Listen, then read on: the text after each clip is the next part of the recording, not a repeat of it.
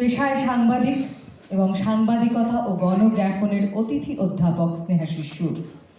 বর্তমান খবরের কাগজের সূচনা লগ্ন থেকে তিনি ছিলেন, তারপর 4 দশক যুক্ত থেকেছেন কলকাতা দূরদর্শনের সংবাদ বিভাগে।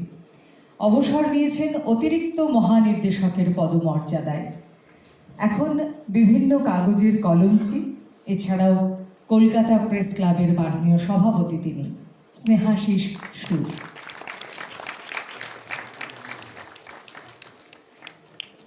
এবার এগিয়ে আসবেন রাজীব ভট্টাচার্য। আমি এগিয়ে আসার জন্য অনুরোধ করি তাপস দত্তকে। আইটিসি সঙ্গীত রিসার্চ একাডেমির প্রাক্তন স্কলার শ্রী তাপস দত্ত রবীন্দ্র ভারতী বিশ্ববিদ্যালয় থেকে পিএইচডি করেছেন 2020-তে। নেশা এবং পেশা সঙ্গীত, আজ অভিনেতা। এগিয়ে আসবেন গার্গী দত্ত। গার্গী দত্ত বিশ্বভারতীতে পড়াশোনা, শান্তিনিকেতনী জীবনধারায় গান, নাচ, সাহিত্য চর্চা, নানা বিষয়ে কৌতূহল। বিশ্বভারতী বিশ্ববিদ্যালয় থেকে ইংরেজিতে স্নাতকোত্তর ও বিএড ডিগ্রি পাওয়া। তিনি আকাশবাণীর বি হাই গ্রেডের শিল্পী, দূরদর্শন কেন্দ্রের সঞ্চালনার কাজ ঘোষিকাও বটে। গার্গী রবীন্দ্রসঙ্গীত শুধু নয়, তার সঠিক উচ্চারণ, শব্দ প্রক্ষেপণ, কণ্ঠস্বরের ওঠানামা, এই চর্চা করতে করতে জড়িয়ে গেছেন সেই জীবনেই গার্গী দত্ত।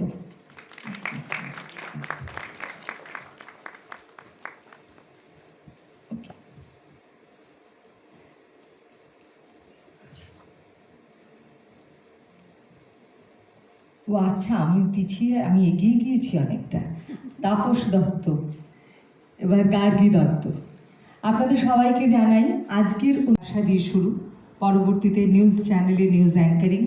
সিস্টার নিবেদিতা ইউনিভার্সিটিতে বর্তমানে ম্যানেজার অপারেশন অ্যান্ড অ্যাডমিশনে আছেন।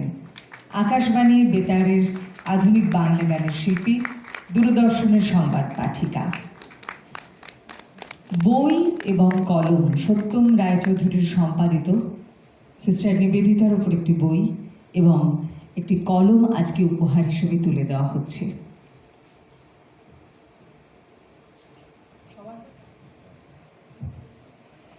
এবার তিনি সত্যম রায়চৌধুরী। কিচ্ছু বলি না, শুধু এটুকু বলি, বিশিষ্ট এই বাঙালি ভারতীয় হিসেবে প্রথম ইটালিতে একাডেমিক সম্মানে ভূষিত হয়েছেন। এই বিশিষ্ট শিক্ষাবিদ, প্রতিষ্ঠাতা এবং পরিচালক টেকনো ইন্ডিয়া গ্রুপের, সিস্টার নিবেদিতা ইউনিভার্সিটির তিনি আচার্য এবং আজকের দিনে দাঁড়িয়ে তার সবচেয়ে বড় পরিচয়, যেখানে মনে হয়েছে সাহায্য দরকার, সত্যম রায়চৌধুরী উপস্থিত থেকেছেন। এমনকি জীবনানন্দ দাশ দিবস হিসেবে এই 17ই ফেব্রুয়ারি ঘোষিত হোক, এমন একটা উদ্যোগ নেওয়ার কাণ্ডারিও কিন্তু সত্যম রায়চৌধুরী। আনন্দী কমিউনিকেশনের পক্ষ থেকে তাকে এই বিশেষ সম্মাননা এবং শ্রদ্ধায়, ভালোবাসায়, উষ্ণ অভ্যর্থনায় পরিচালক শঙ্করলাল ভট্টাচার্য তাঁর চরিত্র জীবনানন্দকে জড়িয়ে দিলেন শীত বস্ত্রে। আমি শান্তনু বন্দ্যোপাধ্যায়, যিনি আবহ দিয়েছেন এতক্ষণ, তাকে একবার মঞ্চে আসতে বলি। আমি অনুরোধ করছি নমাশিস, তার জন্য একটি কত বড় মনের একজন উদ্যোগী মানুষ তিনি। বহু মানুষকে নিয়ে কাজ করার ইচ্ছে এমন করে রূপ পায়। আজ ইন্দ্রাণীদির জন্যই হয়তো ক্লান্ত প্রাণ এক আমরা মঞ্চস্থ হতে দেখতে পেলাম। নাম দিয়ে রাখা হলো এই শ্রুতি নাটক। ক্লান্ত প্রাণ এক, ওর একটি আনন্দের কবিতারই অংশ বলা যায়, বনলতা সেন। আমি ক্লান্ত প্রাণ এক, চারিদিকে জীবনের সমুদ্র সফেন। আমার তখন আসছিল কবিতা, তাও তো জানি। তা তো বলনি তখন। ভয় করতো যদি সত্যি হয়ে যায়।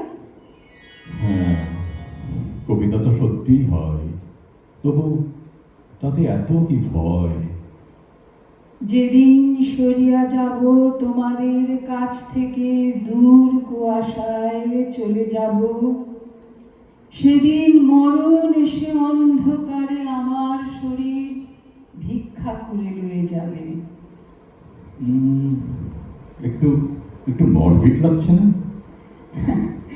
মৃত্যু থাকলে মরবিড হতে যাবে কেন? এ তো তুমি শেখালে এতদিন। তাহলে ভয় কেন আসে? যাকে দেখে দেখে চলছি তাকে দেখতে না পাওয়া। সে তো ঘুমিয়ে পড়লেও দেখা হয় না। তুমি তো সে কথা মানো না গো। চলে যাওয়া, ঘুমিয়ে পড়া, কিংবা নিবিড় ফেরার আকাঙ্ক্ষায় ক্লান্ত হওয়া, এ তো আমার স্বভাব। তুমি সেসব কবিতাও কি পড়ে ফেলেছিলে?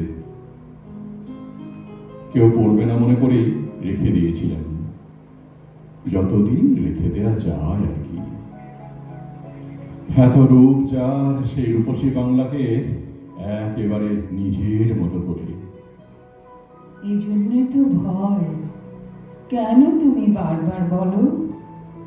ঘুমায় পড়িব আমি একদিন তোমাদের নক্ষত্রের রাতে, তখনও যৌবন প্রাণে লেগে আছে হয়তো বা, আমার তরুণ দিন তখনও হয়নি শেষ। সেই ভালো। না না না, এটা আমি নিজের মধ্যেই রেখে দেব। লাবণ্য অবাক হয়ে গিয়েছিলেন তার স্বামীর এমন কথা শুনে, কিন্তু গেয়েছিলেন, রেখেছিলেন ফুলশয্যায় স্বামীর অনুরোধ। জীবন মরণে সীমানা ছাড়ায় বন্ধু হে আমার রয়েছ দাঁড়ায়। জীবন মরণে সীমানা ছাড়ায়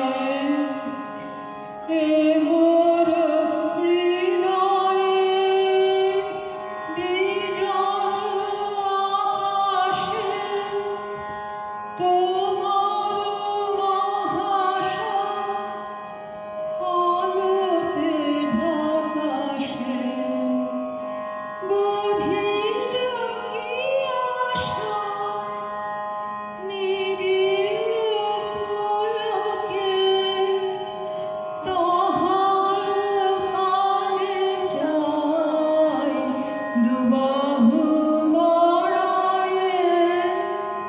জীবন মরণের সীমানা ছাড়ায় নীরব নিশিতব চরণ নিছায়ে আধারকে শোভা দিয়েছে বিছায়ে। আজি কোন নিখিল প্রাণিয়া তোমার বিনা হতে আসিল নামিয়া। ভুবন মিলে যায় সুরের লালনে, গানের বেদনায় যাই যে হারায়ে। জীবন মরণে সীমানা ছাড়ায় বন্ধু হে আমার রয়েছ দাঁড়ায়ে। জীবন মরণে সীমানা ছাড়ায়। বিশিষ্ট গুণীজনের সম্ভারে হই হই করে চলছে ৪৯তম কলকাতা আন্তর্জাতিক বইমেলা। তেমনি প্রিয়া বুক হাউসে হাজির হয়েছিলেন সংবাদ পাঠিকা ও গায়িকা ইন্দ্রাণী ভট্টাচার্য। এবারের বইমেলাতে প্রকাশিত হলো তার লেখা বই ছিন্ন পাতার সাজাই তরণী। উপস্থিত ছিলেন শঙ্করলাল ভট্টাচার্য, রবীন দেব এবং আরো অনেকে। আমরা দাঁড়িয়ে রয়েছি 49তম আন্তর্জাতিক কলকাতা বইমেলায়। আর সেই বইমেলায় বহু লেখক লেখিকাদের সঙ্গে আমরা যেরকম চেনা মুখেদেরও পেয়ে থাকি, আজকের বইমেলায় কিন্তু সেরকমই একজন শিল্পী। তার পরিচয় যদি দিতে চাই একটা বাক্যে বোধহয় বলা যাবে না। তিনি একাধারে যেরকম সঞ্চালিকা, যেরকম শিল্পী, তেমন পাশাপাশি লেখিকাও। আমাদের সঙ্গে আজকে রয়েছে ইন্দ্রাণী ভট্টাচার্য। আর প্রিয়া বুক হাউসের সামনে আমরা দাঁড়িয়ে রয়েছি, সেখানেই তিনি স্বয়ং তার বই হাতে নিয়ে এবছরের তার সংকলন নিয়ে দাঁড়িয়ে রয়েছেন, ছিন্ন পাতায় সাজাই তরণী। আমি সরাসরি তার কাছে চলে যাব, কথা বলবো এই বই নিয়ে। দিদি, ওঙ্কার বাংলায় অনেক স্বাগত। অনেক ধন্যবাদ। ছিন্ন পাতায় সাজাই তরণী বই নিয়ে আগে শুনবো, কি বলতে চাই? আসলে না, এটার নামটা দেওয়ার কারণ হচ্ছে, প্রথমে বলি বইটা কিভাবে লিখলাম। মৌসুমী দত্ত রায় বলে আমার এক বান্ধবী আছে, যে banglalaiv.com এইরকম নামে একটা ফেসবুক পেজ চালায়, সেখানে লেখালেখি হয়, থাকে আমেরিকায়। তো ও আমার পেছনে পড়লো যে তোমাকে লিখতে হবে। আমি বললাম, দূর, আমি তো লেখক নই, আমি আবার লিখবো কি? বলছে, তুমি যেভাবে কথা বলো ওইভাবেই লেখো। সে তখনকার আমাদের বেড়ে ওঠা, আমাদের মা বাবার সঙ্গে সম্পর্ক, বন্ধু বান্ধবের সঙ্গে সম্পর্ক, সেগুলো তো অন্যরকম ছিল। লিখতে গিয়ে সেগুলো যখন আসছে, তখন আমি বুঝতে পারছি যে একটা অন্য সময় আমি মানুষের কাছে সেইটা নিয়ে পৌঁছতে পারছি। এই করতে করতে, হ্যাঁ, পাঠক, আমি যখন লিখছিলাম এত রেসপন্স পেয়েছি, মানে এত ভালোবেসেছেন মানুষে। তো সে লিখতে গিয়ে, মানে আমি রাত্রি একটাই লিখতে বসতাম, সময় পেতাম না। মাসে 2টো লিখতে হতো, সময় পেতাম না। লিখতাম, লিখে টিকে মানে লিখেই ফেললাম। তারপরে লেখার পর এমনও হয়েছে, হয়তো কারোর সঙ্গে ফোনে কথা বলছি, হয়তো তাড়াতাড়ি লেখা দিতে হবে সকালবেলায়, হয়তো দূরদর্শনে খবর পড়তে পড়তে মাঝখানে কথা বলতে বলতে নিউজটা প্রিপারেশন করতে করতে লিখে ফেললাম। তো এইভাবে লিখে লিখে তারপর আমি ভাবলাম, মানুষ যখন এত বলছেন, এর মধ্যে কিচ্ছু না, একটা সময়। আমি তো বললাম যে আমি বেশ প্রাচীন, তো আমার সময় ছোটবেলাটা কিভাবে বড় হয়েছি, ভাই বোনেদের সঙ্গে কিভাবে মারামারি করেছি, অভিজ্ঞতা না অবাক লাগছে। কারণ কি, এত বন্ধুরা এসছে যাদের সঙ্গে সবসময় ওঠা বসা করেছি, ছোট থেকে বড় হয়েছে। স্নেহাশিস, রাজীব, তারপরে এই যে রবীন্দ্র এসছেন, আমার অভিক এসে গান গাইলো, শ্রীধারা এসছে, মানে সবাই মিলে আমরা না এরকম আড্ডা মারি বাড়িতে। এখানটা না ঠিক সেরকমই মনে হচ্ছে, একটা খুব একটা স্পেশাল। কারণ আমি নিজেকে কখনো স্পেশাল মনে করিনি, এটা যেটা বিরাট কাণ্ড হচ্ছে সেটাও মনে করি না। আমাদের সঙ্গে রয়েছে শঙ্করলাল ভট্টাচার্য। আমি সরাসরি তার কাছে চলে যাব, যে এই যে বইমেলা আর বইমেলার অনুষ্ঠান কেমন লাগছে? ভীষণ ভালো লাগে। বইয়ের মধ্যে থাকাই তো আমার জীবনের একটা মানে কাজ। সে বাড়িতে হোক, লাইব্রেরিতে হোক, আর বইমেলাতে হোক। আর এই বইমেলা তৈরি হয়েছে আমার চোখের সামনে, যখন ময়দানে হয়েছিল। সেই প্রথম দিন থেকে বইমেলায় আসছি, এবং একটা সময় ভীষণ ভালো লাগতো, কারণ ময়দান তো কাছে পিঠে ছিল, যখন তখন যাওয়া যেত, এবং সারাদিন সন্ধ্যে কাটানো যেত, এবং অনেক বন্ধু বান্ধব ছিল। আমি ওখানে সুনীল গঙ্গোপাধ্যায়, যার সঙ্গে আমি অফিসে বসে কাজ করছি, তার সঙ্গে বসে ওখানেও আড্ডা মারছি। শক্তি চট্টোপাধ্যায়, অফিসে কাজ হচ্ছে, ওখানে বসে আড্ডা মারছি। তারপরে Rampada Chowdhury, Nirendranath Chakraborty, you name them, they were all there. তো এটা ছিল। এখন বইমেলা অনেক বড় হয়ে গেছে, এটা দূরেও হয়ে গেছে, কিন্তু ভিড় প্রচুর।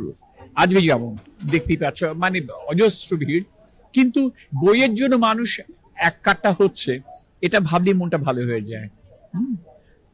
লোকে, হ্যাঁ, ভীষণ পড়ে। বদল অনেকটাই খারাপ লাগে যে লাখো লোক হচ্ছে, কিন্তু বই সে তুলনায় হয়তো কেনা হচ্ছে না। সেটা একটা ব্যথার কারণ। এই যে চারপাশে লোক দেখছি হেঁটে চলে বেড়াচ্ছেন, হ্যাঁ, কিন্তু হাতে বই নেই, বা স্টলগুলোতে অত লোক নেই, এটা দেখলে মন খারাপ লাগে। মানে আমি খুবই আপ্লুত, কারণ হচ্ছে শঙ্করদা, ইন্দ্রাণী ভট্টাচার্য, এবং তার সাথে বাড়তি প্রাপ্তি হচ্ছে স্নেহাশিস সুর, রাজীব, তারপরে বিভাসবাবু,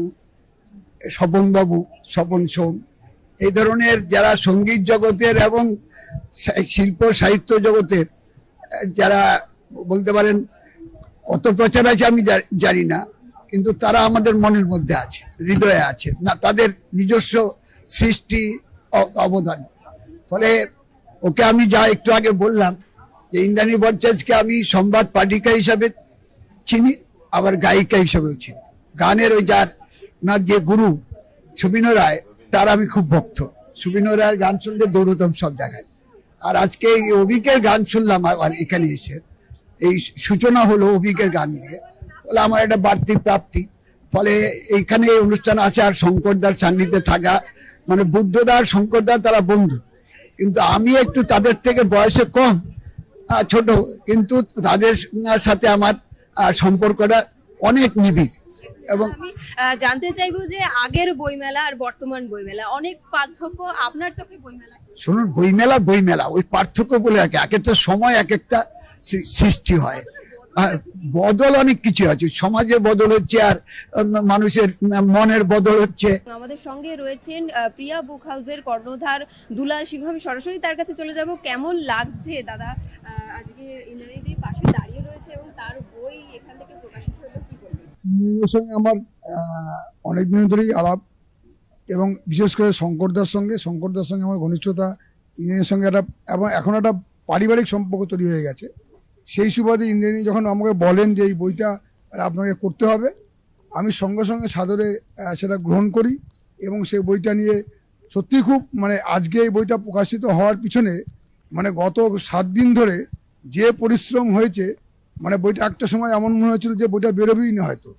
শেষ মুহূর্তে গত রাত্রি 12টা অবধি থেকে প্রেসে বসে থেকে এই বইটা লাস্ট প্রিন্ট করে সকালবেলা বাইন্ডারের ঘরে আমি লোককে পাঠিয়ে বইটা বার করার চেষ্টা করা গেল। যখন 2টোর সময় বইটা আসলো, এই যে বইটা শেষ মুহূর্তে যে বেরোলো এবং ইন্দ্রাণী যে লেখা সবার কাছে পৌঁছাতে পারলাম, এটাই আমি বড় আনন্দ আমার। ক্যামেরায় স্বপন দাসের সঙ্গে শৈলী বিশ্বাস, ওঙ্কার বাংলা।